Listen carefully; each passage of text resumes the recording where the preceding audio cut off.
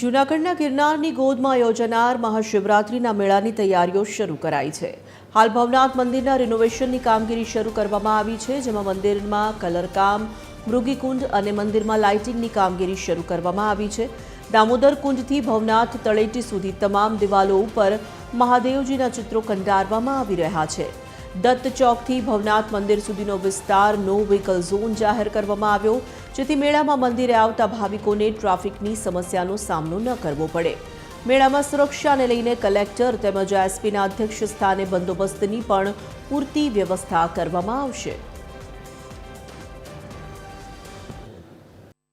ભવનાથ તળેટી અને ગિરનારની ગોદમાં આગામી 11 ફેબ્રુઆરીથી 15 ફેબ્રુઆરી સુધી મહાશિવરાત્રિનો મેળો યોજાનાર હોય ત્યારે જે મહાશિવરાત્રિના મેળાને લઈને જિલ્લા વહીવટીતંત્ર દ્વારા તૈયારી શરૂ કરવામાં આવી છે।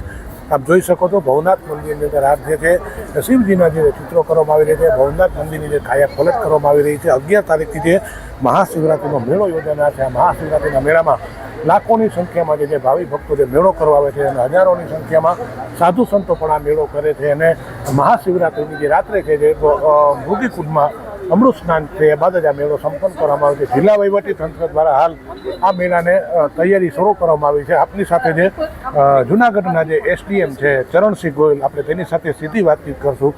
સર, મહાશિવરાત્રિનો મેળો 11 ફેબ્રુઆરીથી શરૂ થઈ રહ્યો છે, કઈ રીતની કેવી તૈયારીઓ? જૂનાગઢમાં મહાશિવરાત્રિનો મહામેળો થવા જઈ રહ્યો છે, ત્યારે માનનીય જિલ્લા કલેક્ટર સાહેબ અનિલ રાણાવસિયા સાહેબના માર્ગદર્શન હેઠળ વહીવટીતંત્ર કામ કરી રહ્યું છે।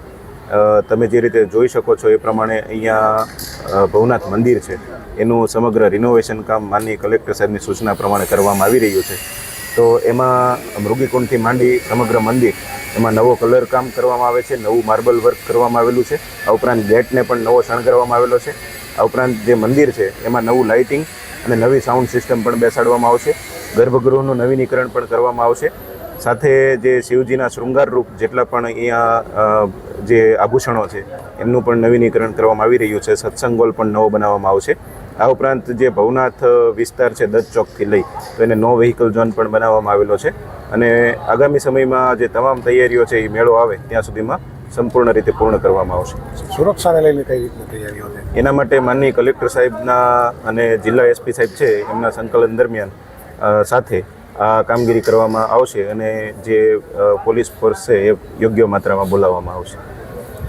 તો આગામી જે 11 ફેબ્રુઆરીથી જે મહાશિવરાત્રિનો મેળો શરૂ થનાર છે તેને લઈને તંત્ર દ્વારા જે તૈયારીઓ શરૂ કરવામાં આવી છે, ભવનાથનો દત્ત ચોક છે તેને પણ નો વ્હીકલ ઝોન જાહેર કરવા છે। ભવનાથ મંદિરમાં પણ હાલ પૂર ઝડપે જે રિનોવેશનની કામગીરી હાથ ધરવામાં આવી છે। પરેશ બુદ્ધપતિ, TV 13, જૂનાગઢ।